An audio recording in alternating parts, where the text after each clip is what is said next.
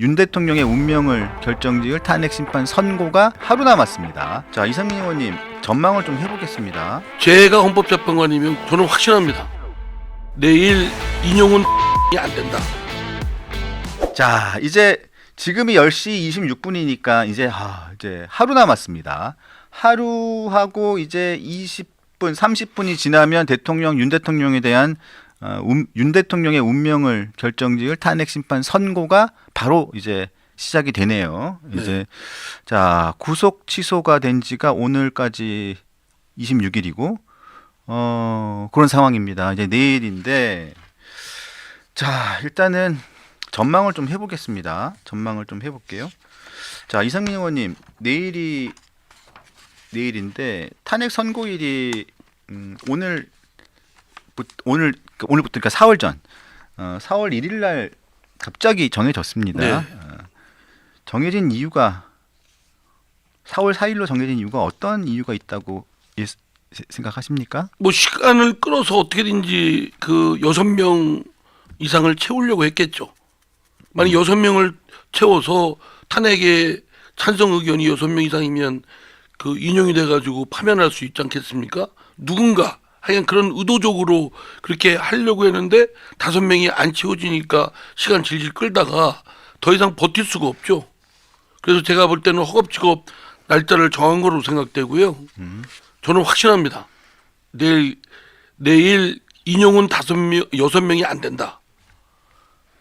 인용은 6명이 안 된다. 6명이 안 된다. 뭐 물론 8명의 헌법재판관 중에서 다수가 뭐 5명이 찬성하더라도 6명이 안 되면 기각입니다. 네. 예. 그러니까 저는 아니 안 됐으면 그 헌법의 규정대로 빨리 기각을 하는 게 맞죠.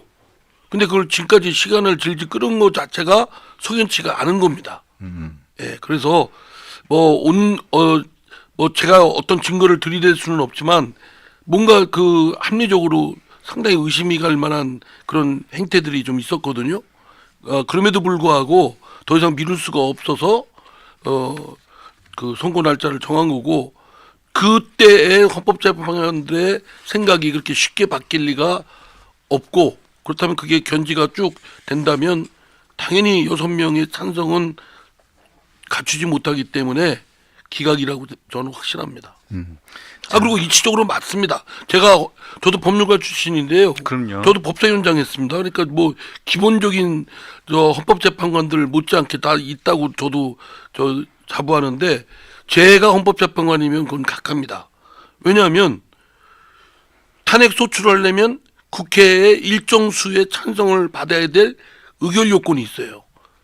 대통령이면 3분의 2 이상, 그다음에 일반 고위공직자 장관이나 뭐 국무총리 경우는 과반수.